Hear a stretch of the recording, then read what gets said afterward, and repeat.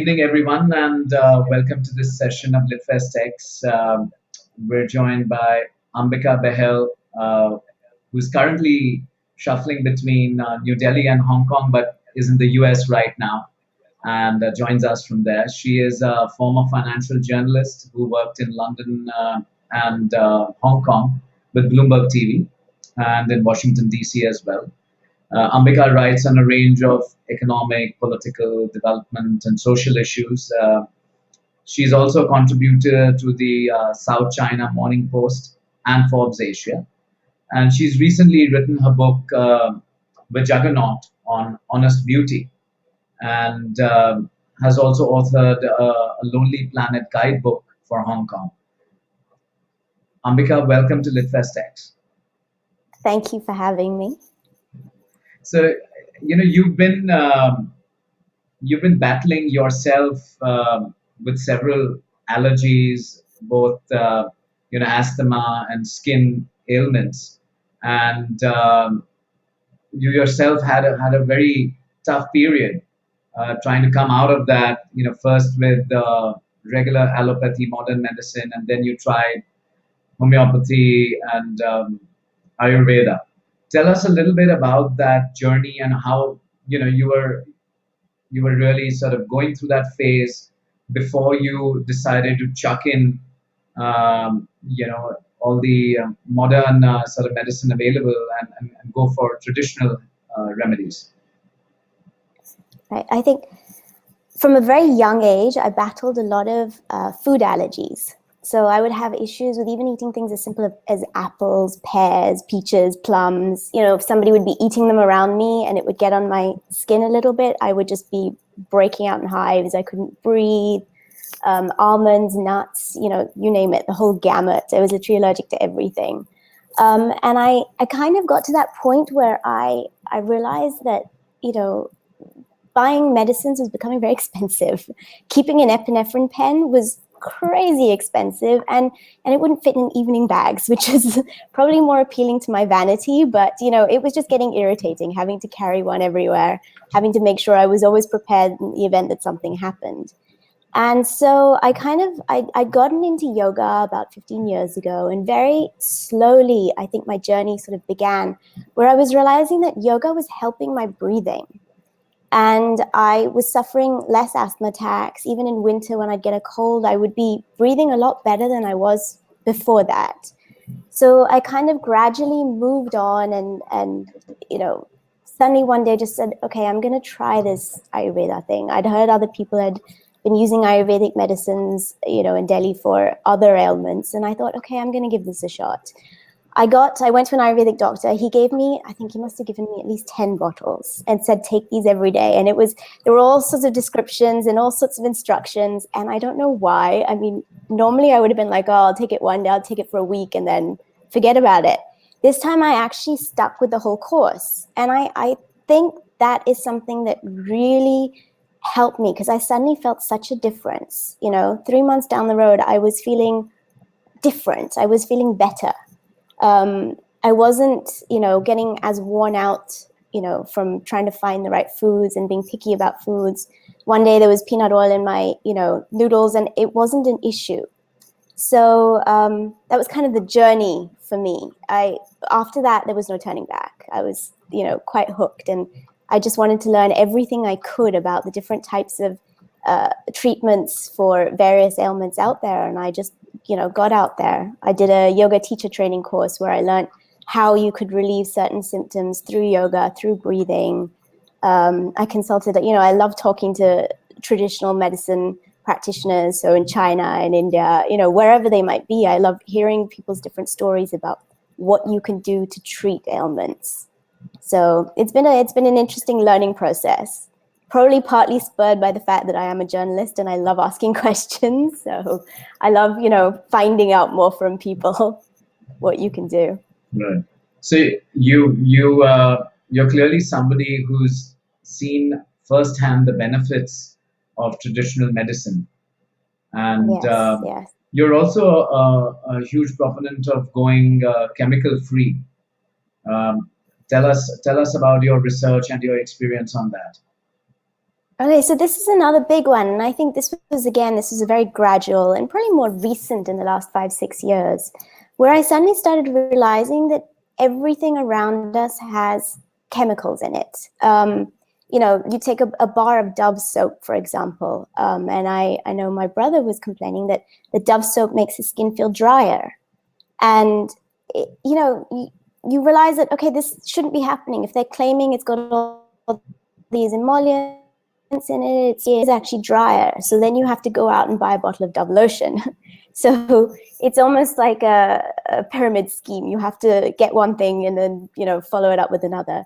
So I realized that I did a bit more research, and, you find that there's all sorts of chemicals in your plastic bottles, there's chemicals in your paint, in your lacquer floor. I mean, much as people love IKEA furniture, it is cheap and full of, odious chemicals. A lot of times when you bring stuff home and you realize that it's got a very strong smell to it, that's not a good sign. So I started saying, okay, you can't cut everything out. You can't live a completely hippie lifestyle. A lot of us are urbanites. We don't have access. We don't have funding for a lot of, expensive high-end things that celebrities might be able to use or do. They might be able to afford to get brand new, beautiful wood tables, which is something that a lot of us might not be able to afford. So I kind of looked at it from the point of view that you can take small things and change them a little bit in your life. So, for example, instead of using a chemical floor cleaner, you can use a little bit of peppermint oil, a little bit of, lemon juice, and you've automatically got a very refreshing and antiseptic floor cleaner. You can take lotion. You can make lotion yourself at home. I do it all the time. It's very simple. It takes me 5 minutes. And I know exactly what's going into what I'm making and what I'm using. So I started doing that with lots of little things and realized that if I can do this, then anyone can do this. So that was kind of, the natural progression. Wow. In your book, you've given a lot of tips around living around the seasons, right? Mm-hmm. And when did you start discovering for yourself that if you practiced certain routines and regimens in your diet in terms of, eating things or not eating things in a particular season, that was helping you? And what was your own experience of living, rightly for each season? I think the seasonal eating thing is something that, in Indian families, we've always practiced. I find even at home, you find that certain products, certain vegetables are seasonal. Sure. So you're not going to find as much eggplant in summer, for example, as you are in winter, because eggplant is very heating. You're not going to find watermelons in the dead of winter, because watermelons are very cooling. So once you start, I think I really grew up with this concept. But for me, it wasn't something I really paid attention to until I realized I was moving so much, and I love clothes. So my wardrobe was getting much bigger, and I was realizing, oh my goodness, I'm dressing, I'm having to keep all sorts of different clothing and all sorts of different materials for the totally different climates I'm living in.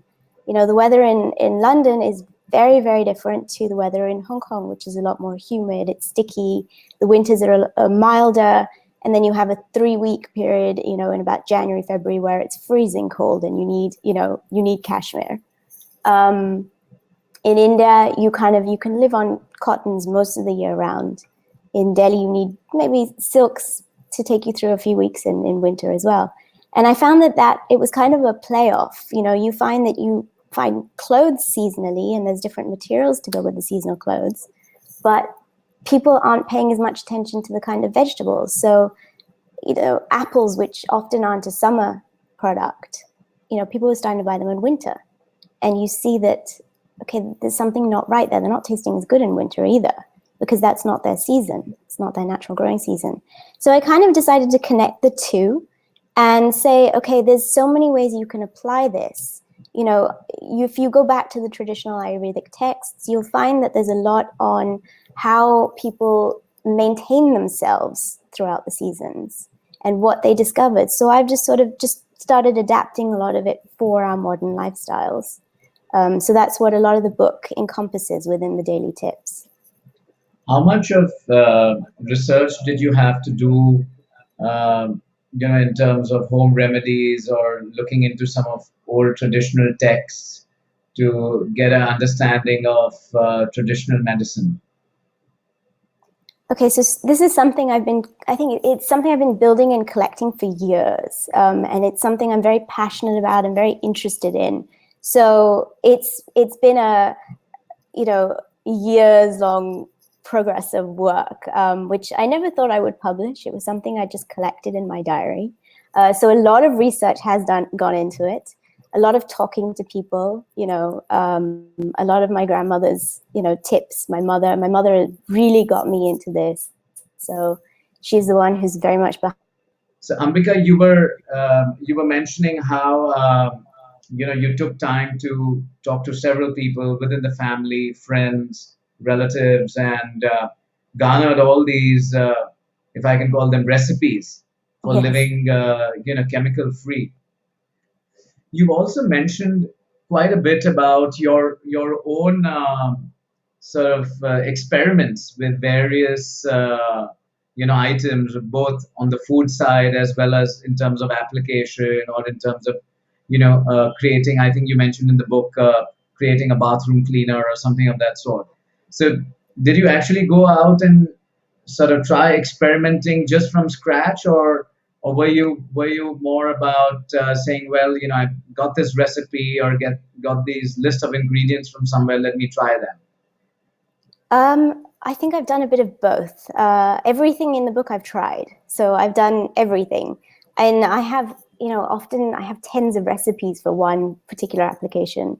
So I have definitely sort of tried, tested everything. In certain times, if there's ingredients I felt didn't work, I would pull them out and then try it from scratch in a sense. So I'd recreate things. Some things I just, for my own purposes, I make up, like how I make lotion. I just completely made it up. Wow, that's fantastic. Many times we feel that living chemical free or living a green life, living a natural life is not sort of mainstream, right? Mhm. It's considered something sort of an alternative, right? And not something that a serious person, somebody who's got a serious business or a serious career should be doing. Yeah. And do you think that is changing? Do you think people are now realizing that you can actually be living a normal urban life and still be going chemical free, well, as much as possible? You can't get your own water, but by and large, can you go chemical free? I think it's definitely changing. Definitely in the recent last few months, I've seen a change. I know in the US, it's definitely a growing movement here. So, I mean, just I've noticed on some of the natural grocery store, the food shelves, you'll find them selling things that we have access to all the time. So, ashwagandha in the US will cost at least $30. For the same amount in India, you'll get 120 rupees maybe. So I think people are starting to realize that there are certain issues, even something as simple as changing your water bottle. Don't carry plastic water bottles and shift to using glass instead, because it's just so much better for your body. And yeah, so there's definitely a shift. It's not necessarily viewed graciously by everyone. There are people who kind of look at me and go, "You are completely crazy." There are other people who, before they meet me, will expect me to be a complete hippie. And I think these notions are not altogether true in any sense. You can practice however much or however little you want and still be yourself. So that's just Right. And what is the difference you're feeling, after you have taken up, a largely chemical free life? I know you mentioned in the book, your triumph, if I can say, over your allergies, but on an ongoing basis, since you travel so much, do you think it's relatively still easy to maintain that sort of a balance in life whilst keeping, a serious job and, traveling across the world? Oh, absolutely. I think it's made my life a lot easier in many ways. I've pared down so many things out of my life that I don't really need. And you'll find that traveling is not really a problem.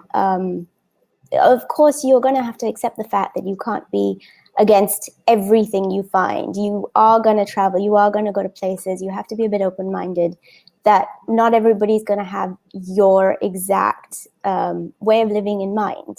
And I think this goes for anyone, whether you're living chemical-free or you're not. You have to be a little bit more open-minded towards places you're going. You go to the airport, it's not going to be, the cleanest place. There are going to be lots of toxic fumes floating around. It's part of the package. But there's little things you can do. I carry bags of tulsi tea with me, and I sip on tulsi tea throughout long flights. I just find that it keeps me calm, keeps me happy. I'm not drinking soda. I'm not drinking alcohol. You don't really need to.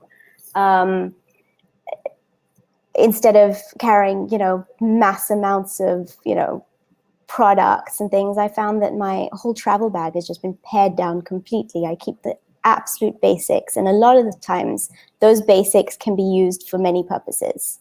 I always cite coconut oil is probably the most famous of them. The US has really made it very famous in recent years, but it's such a good antiseptic. A lot of people don't realize that. It's great, you cut yourself, you bruise yourself, a little bit of coconut oil can heal a wound very quickly.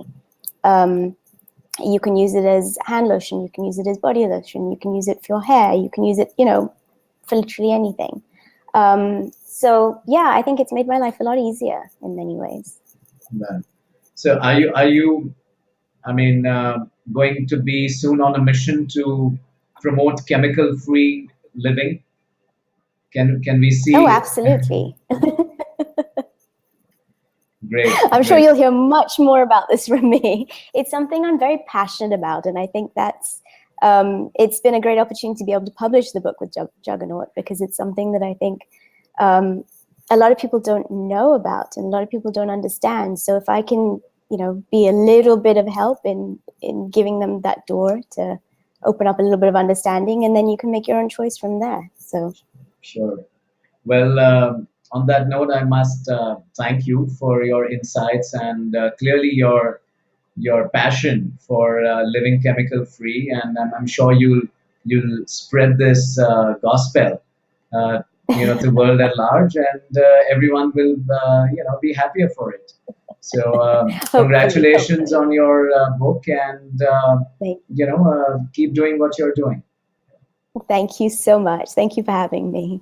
Great. Take care. You too.